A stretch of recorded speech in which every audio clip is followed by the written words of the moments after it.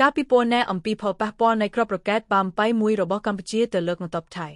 នៅក្នុងបរិបទនៃចំនួនព្រំដែនរវាងកម្ពុជានិងថៃក្នុងខែធ្នូឆ្នាំ2025នេះប្រព័ន្ធបាញ់រ៉ុកែតច្រើនដាំ Marl ប្រភេទបាមប៉ៃមួយ Grade បានក្លាយជាអាវុធដ៏សំខាន់នៅក្នុងឃ្លាំងអាវុធរបស់កងយោធពលខេមរភូមិន្ទ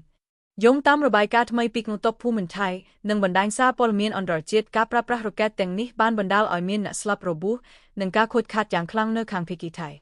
របាយការណ៍អ្នកស្លាប់របួសនិងផលប៉ះពាល់ការបាត់បង់ជីវិតយោធាកាលពីថ្ងៃអាទិត្យទី14ខែធ្នូឆ្នាំ2025មន្ត្រីយោធាថៃម្នាក់ឈ្មោះ Stefopsit Etasit Banek ត្រូវបានរាយការណ៍ថាបានស្លាប់ដោយសារគ្រាប់រ៉ុកែតបាមប៉ៃមួយខណៈពេលកំពុងបំពេញភារកិច្ចនៅក្បែរព្រំដែនមានបំណងចូលឆ្លានពានដីកម្ពុជា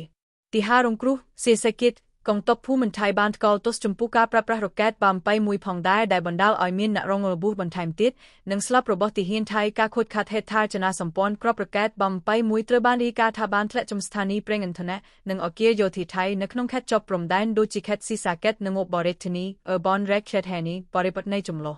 បាមប៉ៃមួយគឺជាប្រព័ន្ធបាញ់រ៉ុកែតដែលបំពាក់លើជនដឹកទំនិញផលិតក្នុងសម័យសូវៀតដែលមានសមត្ថភាពបាញ់រ៉ុកែតបានចំនួន40គ្រាប់ក្នុងរយៈពេលយ៉ាងខ្លីនៅក្នុងចំនួននេះយុទ្ធសាស្ត្រកម្ពុជាបានដាក់ពូរ៉ាយប្រព័ន្ធបាមប៉ៃមួយនឹងរឹម70ដើម្បីវាយប្រហារលើទីតាំងជួរមុខរបស់ថៃហើយយោងតាមមន្ត្រីថៃគ្រាប់ទាំងនោះធ្លាក់ចំយោធាថៃបានល្អផងដែរការឆ្លើយតបរបស់ថៃយោធាថៃបានឆ្លើយតបវិញតាមរយៈការវាយប្រហារតាមអាកាសដោយយន្តហោះផ្ដាប់5មួយនឹងកាំភ្លើងធំធុនធ្ងន់ដោយផ្ដោតជាពិសេសលើទីតាំងបាញ់បង្ហោះបាមប៉ៃមួយនឹងប៉ុស្តិ៍បញ្ជាការរបស់កម្ពុជាមន្ត្រីថៃអះអាងថាបានកំទេចប្រព័ន្ធបាមប៉ៃមួយយ៉ាងហោចណាស់មួយគ្រឿងក្នុងប្រតិបត្តិការទាំងនេះ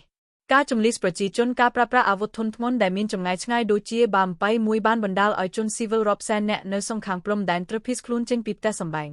ស្ថានភាពនៅតែមានភាពតានតឹងដោយប្រទេសទាំងពីរបានចោទប្រកាន់គ្នាទៅវិញទៅមកថាជាអ្នកបង្កចំនួននិងរំលោភលើច្បាប់មនុស្សធម៌អន្តរជាតិពាក់ព័ន្ធនឹងការប្រើប្រាស់អាវុធធុនធ្ងន់នៅក្នុងតំបន់ជនស៊ីវិល